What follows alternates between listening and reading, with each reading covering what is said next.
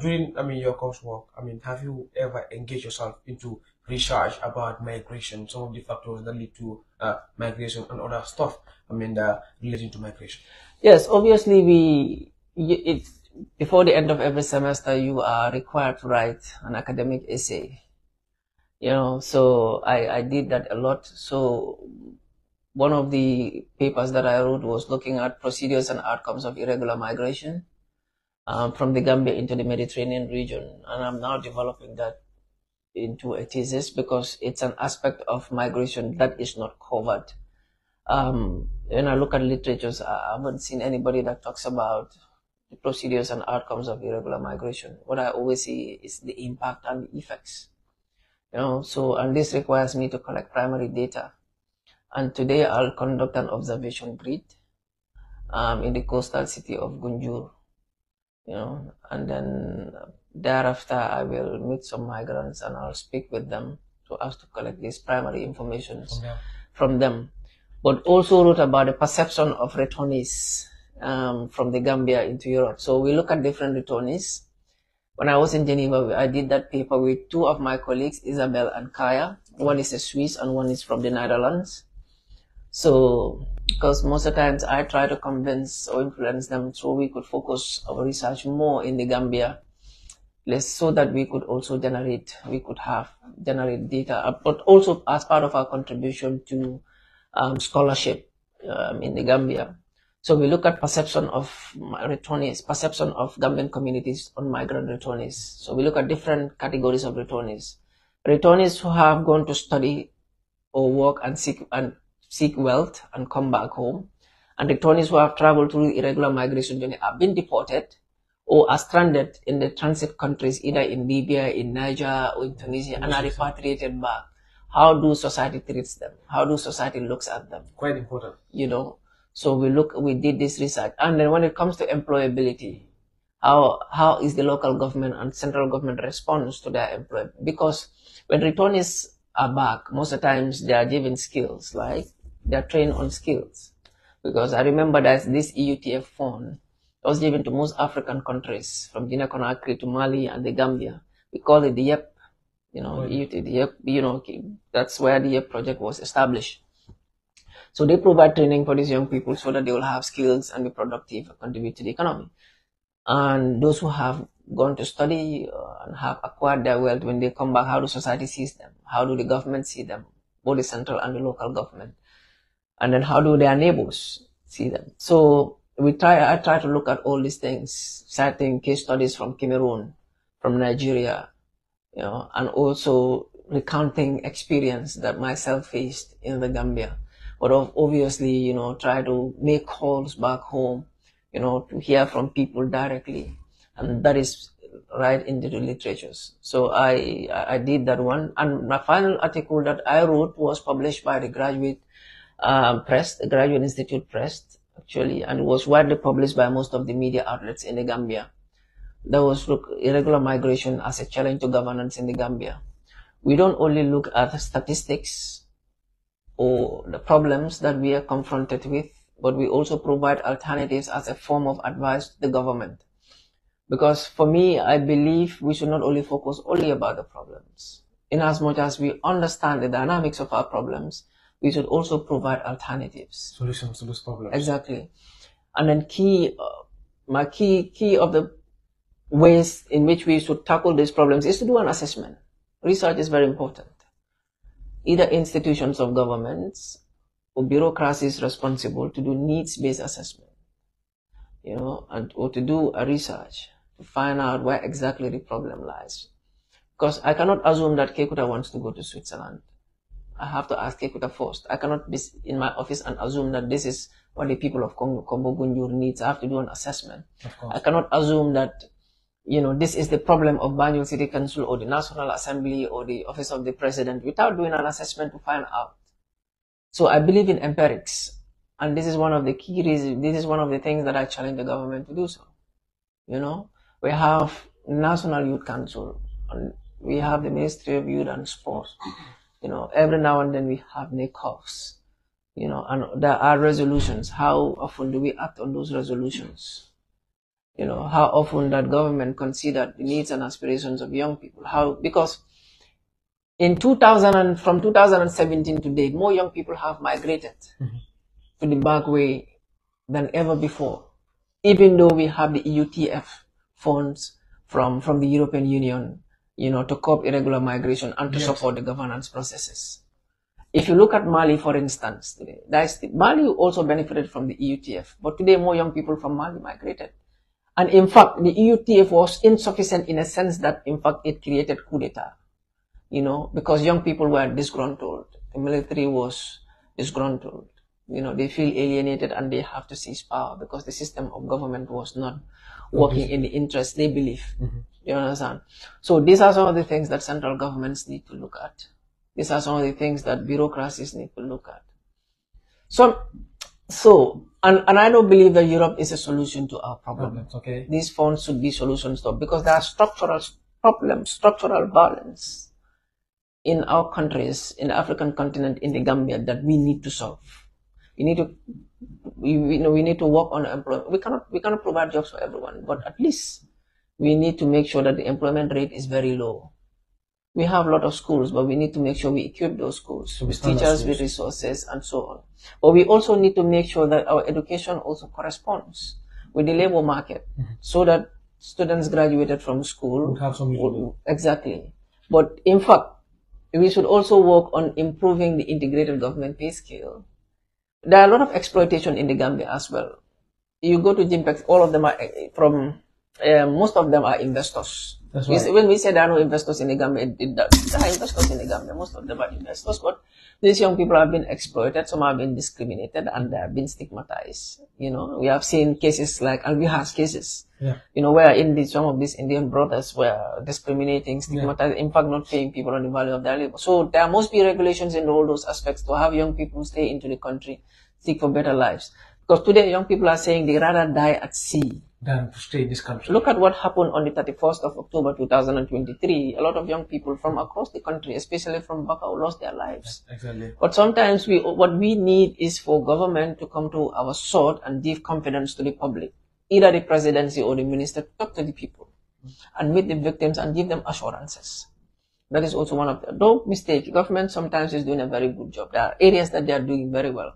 What we are saying is they also need to improve, especially on the area of encouraging young people, you know, and work with relevant private sectors to support, you know, to support their cause, and then also listen to their advices. And then we move forward as a country, because, you know, young people are not only future leaders, they are vital stakeholders in national development. You see, from history, I was telling my friend the other day, see Lee Kuan Yew, Sadada Karabajawara, Benjamin Franklin, all these people were young when they were creating change in their countries. That's right. You understand? So, because they believe, even Edward Francis Moore, right, at age 29, when he led one of the biggest protests, you know, to make sure people are paid on the value of their labor, and also created institutions that serve the needs of the people. They created all these foundations for us to leverage us. They were young people. So, but then we also need to create this opportunity for young people to excel and flourish. If we don't, it will be very difficult. Today in the United States, they have one of the youngest mayors in the United States. I forget the name of the state. I don't know, either 19 or 20 years. You know, so it depends on the level playing field. And of course, we have a very young mayor in KMC, arguably one of the youngest mayor in the history of KMC. But more space should be open for young people to excel in different facets in all their industries. You know, the government could do better. I know it cannot be overnight, but, you know, we could try. Gradually. Yes. But but also, I mean, do you think the youth of also have some part to play in this? I mean, joining to Bagway. At times, most of individuals that in this country are centered their argument about the government, that the government is not, I mean, providing what the youth want. But now, do you also think whether there is another problem that is from the side of the youth? Sometimes on ambitious nature of young people. You know, some young people are truly lazy. They want to have everything on a silver platter. Absolutely. But majorly, to be honest with you, government should provide facilities. Like for instance, you look at here, we don't have parks. I learned recently KMC in partnership with Africa built a park recreational center where young people could go and be engaged in sporting activities and during their leisure and other exciting events. So those are primary responsibilities of the government. The government have a responsibility, both local and central, to actively engage young people in all facets of development. That is why they need to partner with the private sector, to do this. But also there are certain young people that are very lazy, right? Lazy in the sense that every morning you wake up, you sit at one place, you refuse to go to school, or you refuse to go and learn skill to enhance your life and support yourself. You sit in the woo or in the ghetto all day talking about Europe. In 5 years, 10 years, you become redundant. You become a liability to the state. That is also a very big problem. So I think every young people, they need to first jump and work hard, and do what is in their interest. Because if you work on self-development, it's not only about you. It's about your family, it's about your community, it's about the nation. So I'm super proud of most of the young Gambians. Super proud of Gambians. Most of the young people from home and from abroad, they are doing exceptionally well at an individual level. Some have formed organizations and they're trying their level best engaging communities. Lately, I'm seeing a lot of young people from university trying to establish, establish this mentorship programs, try to guide young students, from high school and from upper basic school to have a shape in their career before they reach that particular. Exactly, which is very encouraging and assuring. So yeah, young people are trying. They're doing very well. Like you mentioned, the government have a huge part to play. Primary responsibility. Considering that in the Gambia, mostly like in the area of sports, if you visit CRR, there is no mini park where a standard football pitch where young boys could be proud of, where they will be able to showcase their talents without any difficulty. So like these are some of the things that are lacking. Like the entire Sierra, there is none. You go to Pasay, the only the Pasay mini one is just normal, as normal as the far to main field. So like the absence of these facilities also are some of the factors that contribute for this youth to leave. If you go to Senegal, you would not talk about having some of these things in place. Most of these things are available. That's why most of the youth, whenever we met in competition, like in this aspect, they would be very comfortable in us because the facilities and the grounds are all well prepared at the grassroots level, so everything is okay with them. So now, Mr. Dibba, also now, hence you've talked about these causes, and of course the challenges that this would bring to a particular country. What do you think should be the stand of the government now towards this? Not only the government, towards tackling this problem. It's a collective responsibility. It's all of us. We all have a role to play in this. Government cannot do it all. Absolutely. But obviously they should set the pace for us.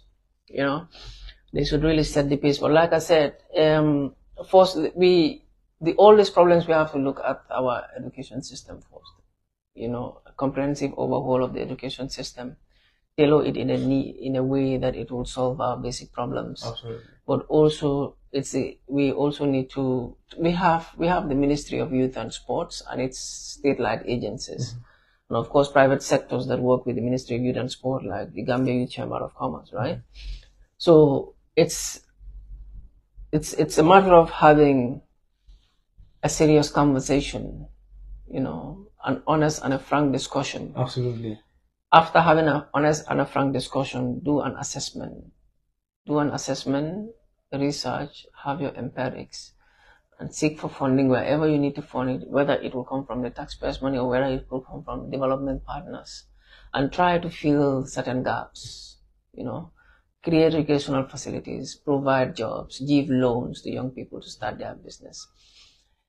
So if you look at, for instance, Gambia, every region could specialize when it comes to farming or agriculture. Like, let's say, for instance, in the North Bank region, we could specialize only on crop production. We go to CRR, we could specialize only on rice production. Absolutely. So sometimes we don't necessarily need to receive grant and aids from development partners. What we need to do is, like when China and Japan were ready for development, They send their young people to go in America, in the UK, in Switzerland, to go and learn these skills, these technologies, modern farmings and mechanizations. Within a decade or two, there are a lot of Japanese and Chinese young people who are ready for national development. Reservoir of trained young Japanese and Chinese. Africa could do the same. The Gambia could do the same. Before we receive millions from Europeans or from the Chinese or from the Arabs, what we could do is take these young people in different areas of interest, let them go and learn these skills. When they come, give them tools and resources. Let them exhibit what they have learned. Within a short period of time, you'll see a change. Indeed. Without a doubt about that. Indeed, I mean, quite important. And you see, China was a developing country in the 1960s, still developing. Some will argue, but it's moving at a supersonic speed. One of the biggest economy in the world. It was a hopeless case compared to Nigeria and the Gambia. Singapore compared to Nigeria and the Gambia was also a hopeless case. You look at you look at Botswana, although in Africa, doing very well, better than Portugal and Malta when it comes to per capita income. So Botswana is endowed with diamond. They translate their blessings into prosperity to benefit their citizens. And Gambia too have resources. We have the sun, we have the land, we have the sea. We could utilize these resources at our advantage. Of course. Create jobs, provide clean energy, so that at least, everybody in the Gambia will live in dignity, will live in freedom, and will live in prosperity. That no one will dare dream, to risk your life in the Mediterranean Sea or in the Sahara Desert to reach Europe. Switzerland have little or no natural resources, but it's one of the richest or wealthiest country on earth. Gambia is naturally richer than Sweden and Germany because they don't have sunlight all over throughout the year. Their lands are not fertile more than our lands. And Gambia, we have the river Gambia, half fresh, half salty. So it depends on how we utilize our resources to our advantage. Muhammad said that we must, utilize our resources to our own advantage. And of course, just to remind you, it is your current affairs show here on Fine TV Gambia, your only viewpoint. And then our guest today is Mr. Muhammed Lamin Dibba, of course, an MA, a candidate at the Geneva Graduate Institute in